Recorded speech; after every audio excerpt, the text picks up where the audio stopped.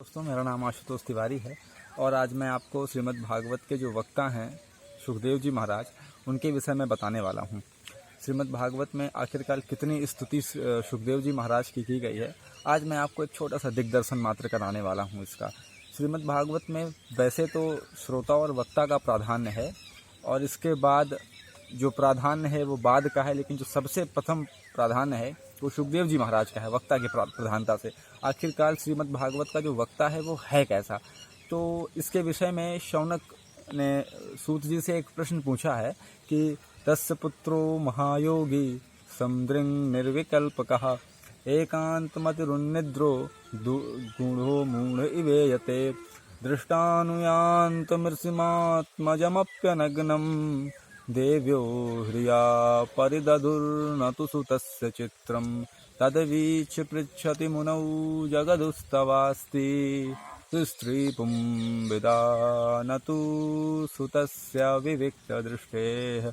ये शौनक ने सूत जी से पूछा है। इसका मतलब ये है कि एक बात, हमारी जो भारतीय संस्कृति है उसमें सबसे बड़ा जो महत्व है परवर्ती, मैं पहले की बात कर रहा हूँ, जो सबसे अधिक महत्व था वो ब्रह्मज्ञानियों का था कि जिनको ब्रह्मज्ञान हो जाता था उनके ऊपर किसी भी प्रकार का निषेध और प्रवृत्ति रूपी कोई शास्त्र का लागू नहीं होता था। वो जैसे चाहते वैसे आचरण कर सकते थे। ऐसे ही परमहंस होते थे, ऐसे ही सन्यासी इत्यादि होते थे। जो जैसी जैसी ऊंची स्थिति को होता था, शास्त्रों का जो अनुशासन था उनके ऊपर उतना कम होता जाता था। हमारी भारतीय संस्कृति शुरुआत से ही ऐसी रही है।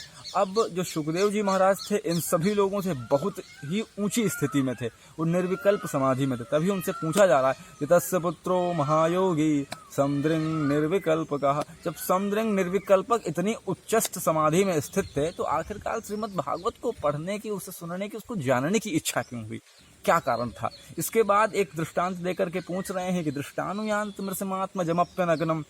जब सुखदेव जी महाराज के पीछे पीछे वेदव्यास मारे मोह ममता के दौड़ते हुए जा रहे थे, एक सरोवर में कुछ स्त्रियां स्नान कर रही थीं। जब उन्होंने सुखदेव महाराज को देखा तो अपने तन पर वस्त्र नहीं धारण किए, और जब वेदव्यास जी महाराज को देखा तो मारे लज्जा के, मारे शर्म के, उन्होंने तुरंत अपने वस्त्रों को धारण करने का प्रयास किया, धारण कर लिए। इसको देख करके वेदव्यास जी ने उनसे पूछा कि आखिर ऐसा क्या कारण था कि मेरे लड़के को देख करके तुम्हें कोई भी लज्जा का अनुभव नहीं हुआ और मुझको देख करके तत्काल तुम लोगों ने वस्त्र धारण कर लिए।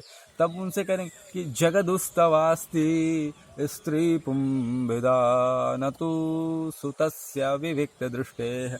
आपकी नज़रों में स्त्री का और पुरुष का भेद अभी भी विद्यमान है, आपके पुत्र में ये भेद बिल्कुल भी नहीं है। इतनी ऊंची स्थिति जहाँ ना स्त्री और पुरुष का भेद हो, यही ब्रह्मज्ञान है। इस ऐसी स्थिति को पाने के लिए लोग जन्म जन्मांतर तक सुकृत करते हैं, यज्ञ याग आदि करते हैं, अध्ययन अध्यापन स्वाध्याय करते हैं। इसके बाद कहीं जाकर के ऐसी स्थिति प्राप्त होती है। और सच्चाई में देखा जाए तो ऐसा ही कोई वक्ता भी श्रीमद् भागवत को डिजर्व भी करता है, उसके योग्य भी है। ऐसा ही कोई वक्ता श्रीमद् भागवत को कह भी सकता है। और उनके विषय में जितनी तारीफ श्रीमद् भागवत में की गई है, उससे कहीं गुना अधिक मैं तो कहूँगा गौड़िया संप्रदाय में की गई है।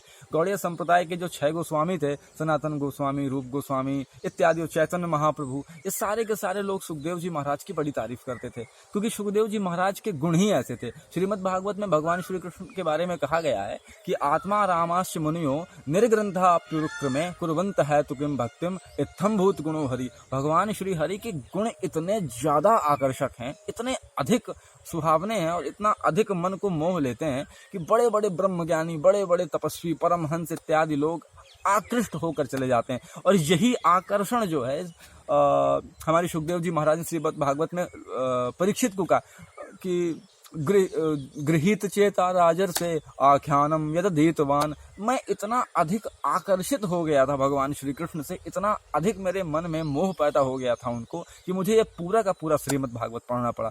श्रीमद् भागवत का सिर्फ एक श्लोक मात्र आपके करोड़ों जन्मों के पापों को नष्ट करने के लिए तैयार है। और एक ऐसा व्यक्ति जो पूरी तरह से निर्विकल्प समाधि में स्थित रहा हो, जिसे किसी चीज से कोई आवश्यकता ना रही हो, ना इस लोक से और न परलोक से, जो चलता फिरता ब्रह्म रहा हो, उसकी श्रीमद् भागवत के प्रति क्या स्थिति है। कभी कभी मेरी इच्छा होती है कि दृष्टानुयान्त मृषिमात्म जमप्यनग्नम् नामक इस श्लोक की कई वर्षों तक इसकी व्याख्या करता रहूं, और मन नहीं मानता, परंतु समय का अभाव होता है और आप लोगों तक जानकारी भी पहुंचानी होती है। इसलिए मैंने आपको छोटी सी जानकारी दी। आगे फिर मुलाकात होगी और आपको फिर ऐसी किसी श्रीमद् भागवत संबंधित कथा का श्रवण जरूर करना।